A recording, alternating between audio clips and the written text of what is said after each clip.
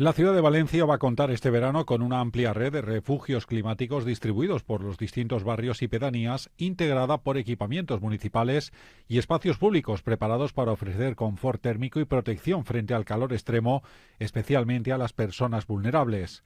Los refugios climáticos son espacios accesibles donde la ciudadanía puede resguardarse de las altas temperaturas durante los episodios de calor intenso. Estos espacios ofrecen sombra, climatización, zonas de descanso y acceso a agua potable.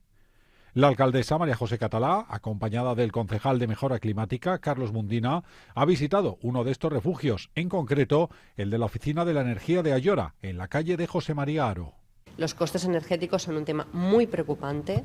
Creo que se debería de abordar a nivel nacional, tomar medidas inmediatas como reducir el IVA de nuevo al 10% del coste de la luz y, sobre todo, que todas las administraciones nos alineáramos en ayudar a las personas a asumir estos costes que son lógicos, naturales y necesarios en momentos de altas temperaturas y estrés climático como el que sin duda vamos a vivir este verano.